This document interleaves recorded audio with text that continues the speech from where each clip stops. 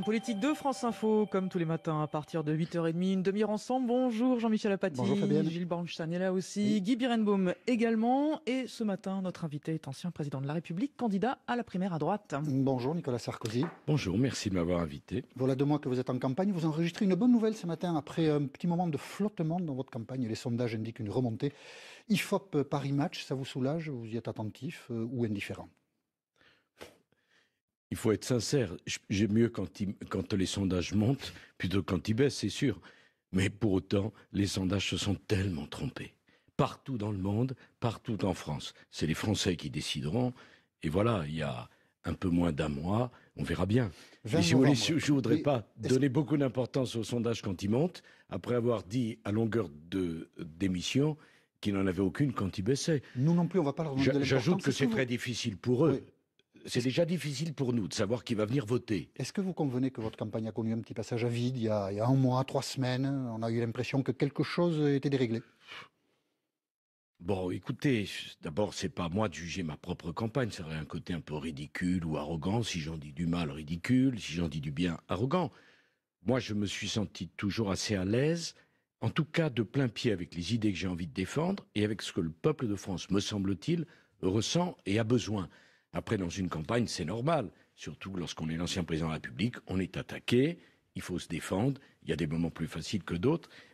Vous savez, Bette Davis disait « La vieillesse n'est pas une affaire pour les mauviettes ». Eh bien, je vous dirais que la candidature à l'élection présidentielle n'est pas une affaire pour des gens qui n'ont pas le cuir épais. Enfin, Bette Davis n'est pas ma référence absolue, mais enfin... Elle nous sert quand même à éclairer la situation. Ben, je trouve que tous ceux qui nous écoutent et qui sont en approche d'un rendez-vous avec la vieillesse, doivent certainement comprendre ce que Bette Davis a voulu dire. Et puis, moins bonne nouvelle ce matin pour vous, Valérie Pécresse, la présidente de la région Île-de-France, a déclaré son soutien hier à Alain Juppé. Elle l'a expliqué en ces termes ce matin sur RTL. On écoute Valérie Pécresse.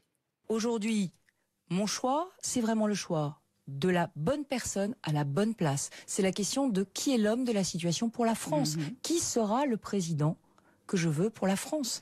Et aujourd'hui, à cette question, ma réponse est claire, c'est Alain Juppé. Qui est l'homme de la situation? Alain Juppé, dit-elle. Une réaction, Nicolas Sarkozy? Non, mais elle a le droit, on est quand même libre. Je ne vais pas faire de procès à qui que ce soit parce qu'il fait un choix. Elle est libre, mais comment vous réagissez? Attendez. Qu'elle est libre, bien sûr qu'elle est libre, évidemment. Évidemment, mais Valérie Pécresse avait choisi François Fillon, elle a choisi de laisser François Fillon, ce qui pour lui certainement pas sympathique, pour choisir Alain Juppé. C'est son droit, je n'ai pas de commentaire à faire. Nous avons apparemment des désaccords. Elle est pour l'augmentation de la TVA, je suis absolument contre. Elle est pour un groupe parlementaire pour M. Bayrou, je suis absolument contre, parce que moi je crois à la nécessité d'une alternance franche. Pour le reste, elle a été ma ministre, je lui ai donné l'investiture pour les élections régionales, et demain, quand il faudra tous se rassembler, on se rassemblera. Qu'est-ce que vous voulez que je vous dise d'autre? Elle a été votre ministre, quel manque de gratitude. Elle a le profil d'un Premier ministre? Bien dire les choses. Bah vous les avez promis oui, à non, pardon. Ouais. J'ai affiché un choix. Ouais. Pardon, excusez-moi. C'est pas tout à fait la même chose de négocier dans le dos des électeurs ou de ses amis et de promettre à plusieurs personnes. Moi, j'ai dit très clairement que si j'étais choisi, je confierais Matignon à François Baroin, et je fais... à François Baroin, pas Bayrou. Petit lapsus, c'est toujours amusant les lapsus. C'est toujours amusant. Non, j'ai dit Baroin, oui, à ma connaissance, mais peut-être que vous voyez un lapsus dans votre désir que vous projetez sur moi, c'est très sympathique. On réécoutera. Alors, François Bayrou, justement, tout de même, il est au cœur de vos préoccupations. Vous en parlez beaucoup, vous en parlez souvent. François Bayrou vous a répondu samedi sur sa page Facebook. La ligne stratégique de Nicolas Sarkozy, a-t-il écrit, a constamment été, pour gagner des voix, de faire flamber la division dans son pays. Et au service de ce choix, ajoute François Bayrou, il a fait feu de tout bois, les partis, la gauche, la droite, la nationalité, l'origine, la religion, le vêtement, la nourriture et l'islam toujours. François Bayrou vous attaque durement. Vous êtes, dit-il, l'homme de la division. D'abord, je n'ai aucun problème personnel avec François Bayrou, j'ai un problème stratégique. Voilà un homme qui a refusé de voter la réforme de 2010 sur les retraites. Il ne l'a pas fait. Il a été du côté de la CGT, il a refusé de voter le passage de la date à la retraite de 60 à 62 ans. Voilà un homme qui a voté la motion de censure contre les gouvernements Chirac et notamment Villepin 2006. Il a voté la motion de censure contre François Fillon je crois que c'était 2009. Il n'y a pas de Et il réconciliation a possible refusé, pardon, et il a refusé de voter la motion de censure, comme il a été battu comme député, il ne l'était pas, mais il a dit Mais qu'il il ne a voterait pas la déconseillé. motion de censure contre les gouvernements de M. Hollande. Mais En 2007, pas de réconciliation possible. Attendez. Ce passé est Attendez. insurmontable. Non, François- attendez. Nicolas Sarkozy. attendez, le passé n'est jamais insurmontable, mais attendez.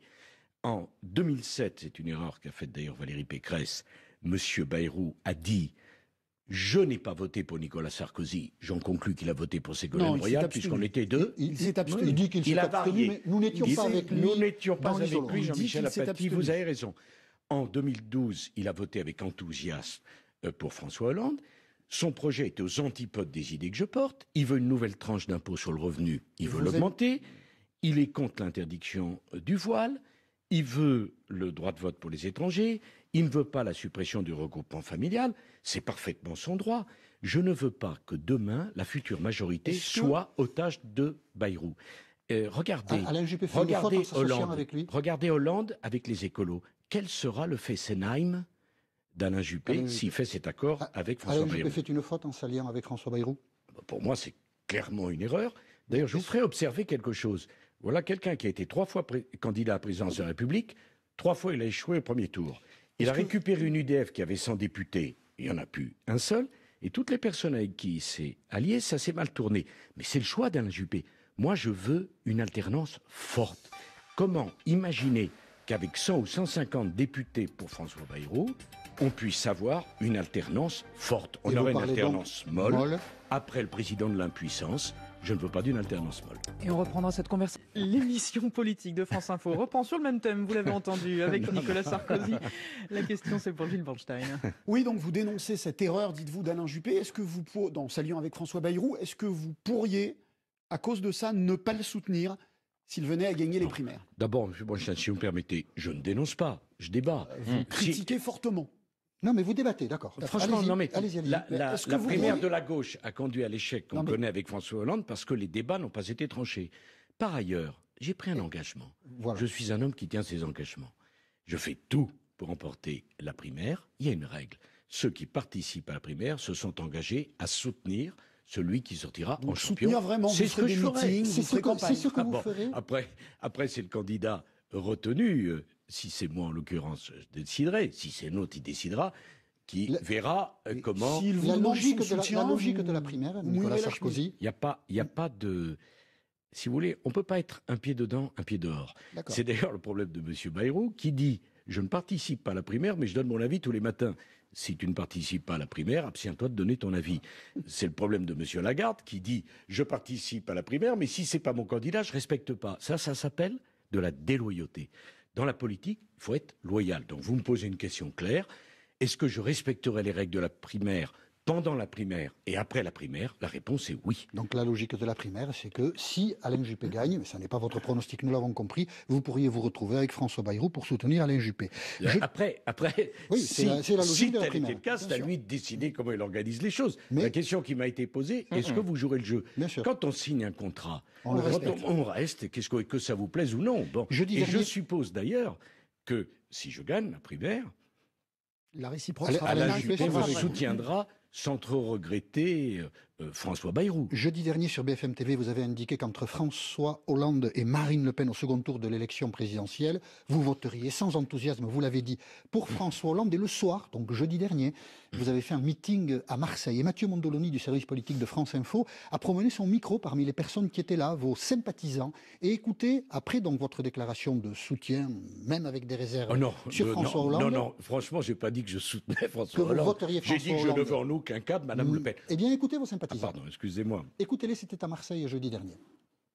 Marine Le Pen. Vous voyez, entre vos sympathisants c'est et pour vous, ça que- c'est entre vos pour- sympathisants et vous, il peut y avoir une Non, distance. mais attendez, d'abord, hein, Non, c'est un constat objectif. ils ont le droit, Monsieur Apathy. Mais personne ne Et conteste le j'imagine droit. d'ailleurs que, y Vous dites compris- vous-même qu'il faut Attendez, j'imagine y regarder compris les dans débats, vos c'est ce que nous auditeurs, faisons. il y en Mais a bien sûr. certainement, et je le souhaite pour vous, le service public, qui ont voté pour le Front On ne National. discute pas de la légalité Non, des attendez. choses. Donc bien ça, sûr, c'est- évidemment.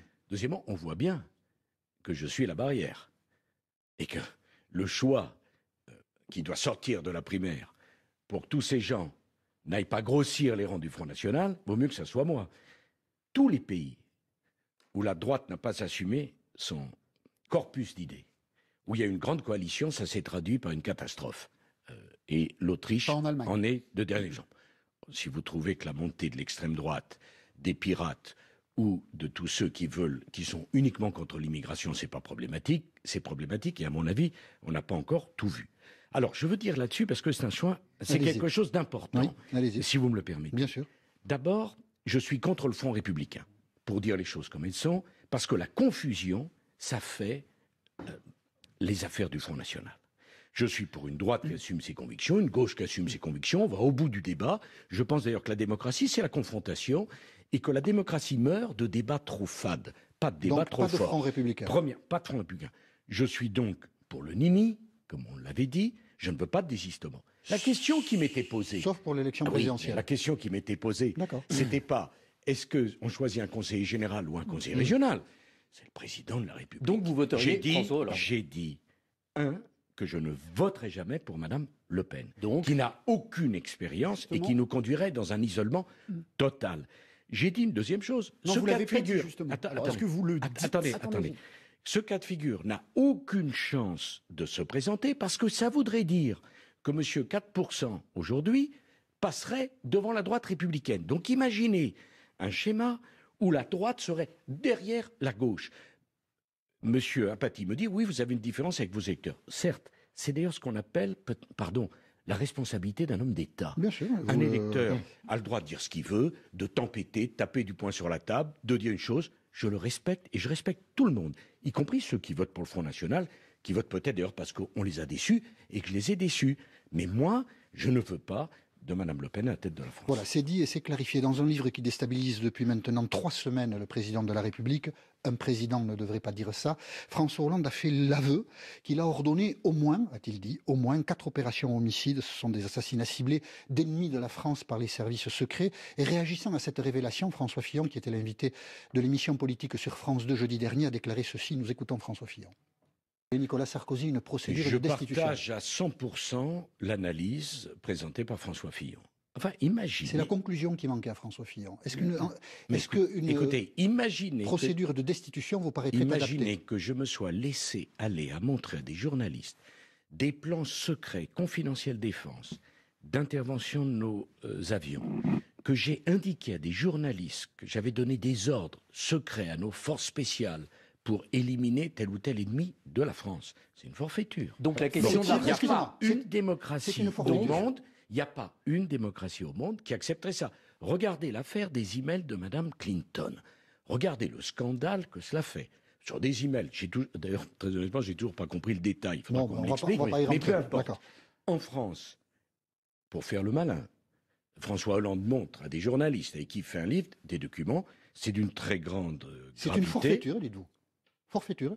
Vous l'avez employé le mot. C'est quand même d'une gravité extrême. Donc article 68 ou pas? Non, il ne s'agit pas de faire une procédure de destitution. D'ailleurs, le pauvre, ce qu'il en reste, on va destituer qui? Quoi? Il est quand même Un président de la gouvernement où République. chaque jour, Est-ce qu'on peut des dire- ministres disent du mal du président et où, au sommet de l'État, il y a une bagarre rangée entre le Premier ministre et le président de C'était la la, République. c'était la faiblesse de ce que nous avons entendu de la part de François Fillon, c'est-à-dire vous faites un constat très grave, vous partagez ce constat, vous avez même prononcé Alors, le vous mot- savez, Excusez-moi, Jean-Michel je peux Apathy, terminer si c'était moi, il y aurait déjà eu une association qui aurait Je été peux terminer constituée pour Bien déposer sûr. plainte et une enquête préliminaire engagée. Je voudrais juste terminer, Nicolas Sarkozy. Excusez-moi. Non, vous faites un constat, vous dites c'est une forfaiture, et on n'en tire pas de conclusion?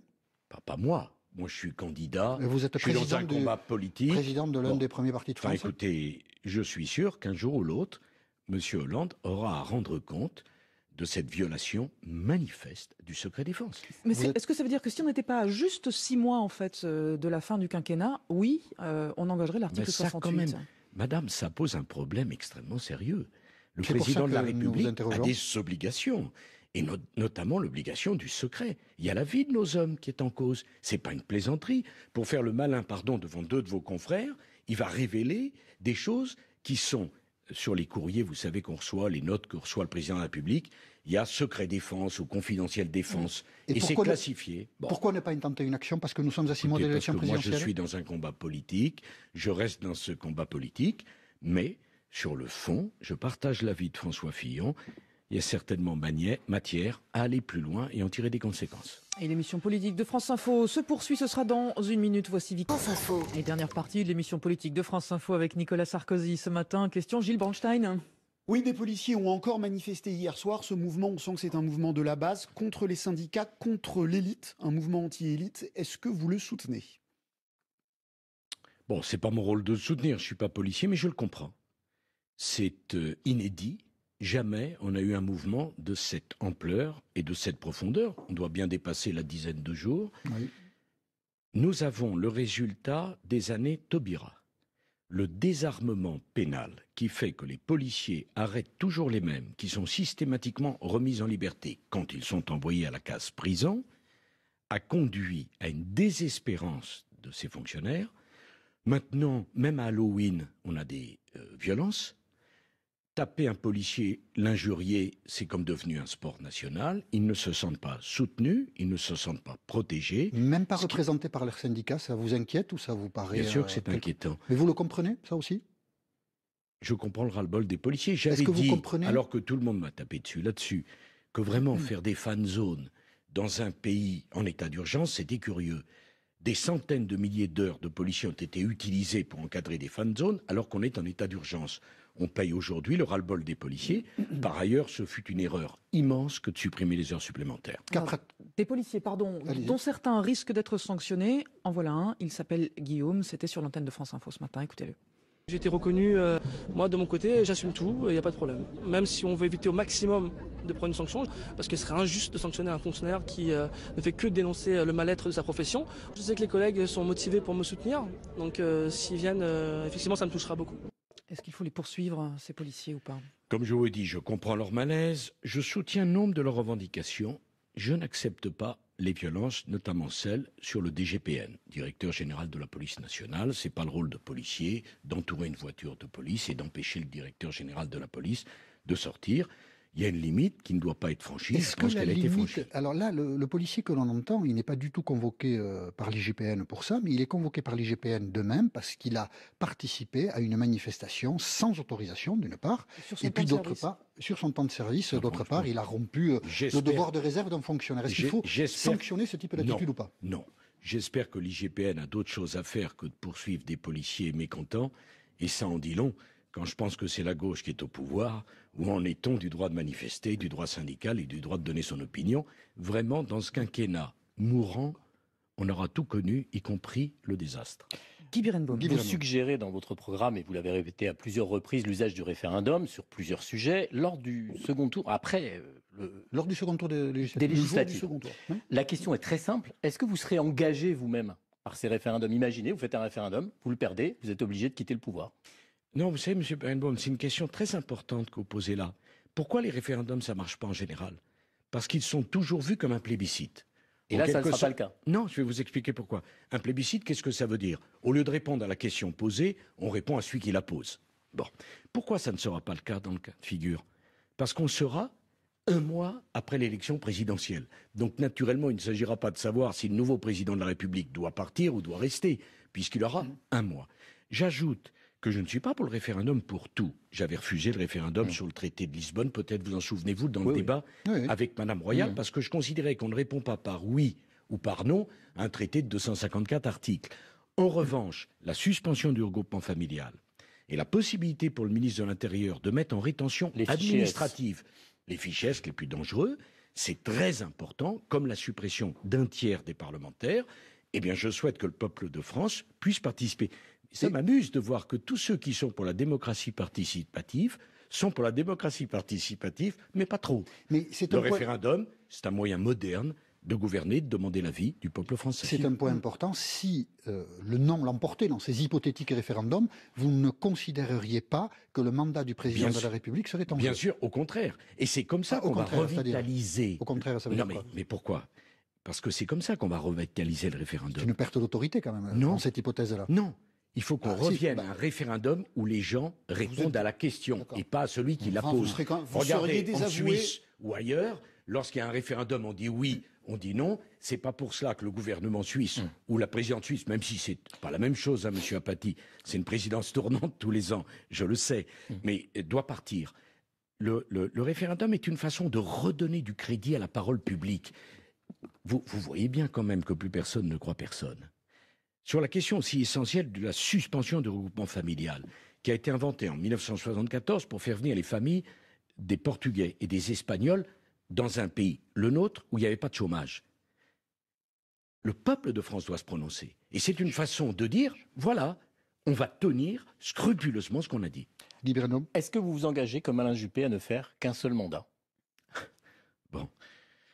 Franchement, je suis déjà dans la conquête de ce mandat-là. Je suis mal à l'aise avec cet engagement-là. La logique, c'est oui. L'engagement, ça me fait peur. Pourquoi celui-là? Parce que ça veut dire, les gens vont dire, ah bah oui, il n'en fait qu'un, donc il n'en aura rien à faire de ce qu'on va dire, ça va être dangereux. Non, ça peut être le contraire Ou l'inverse.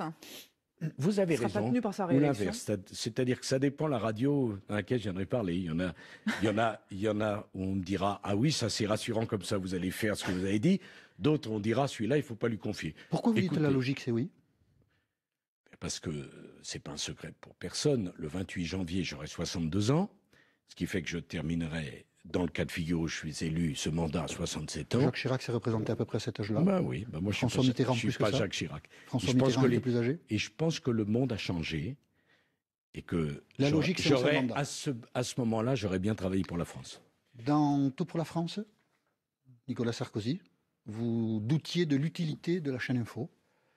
Et à nous notre- avons passé une demi-heure ensemble. On est bien. Et je voulais vous On est demander. pas mal. Sur cette chaîne. Mais Ouais. oui, mais écoutez, alors merci de m'interroger là-dessus. Je ne veux pas être désagréable. D'abord, douter de l'utilité d'une nouvelle chaîne info, c'est pas douter de l'utilité des personnes de grande qualité qui sont autour de la table. Excusez-moi. Ah, vous Il y a- distinguez il y a- les ça, un personnes peu au de la même. chaîne. D'accord. Enfin, non, quand même. Non, pas du tout. Excusez-moi, vous Mais- n'êtes pas l'institution et l'institution n'est pas vous. C'est une première chose.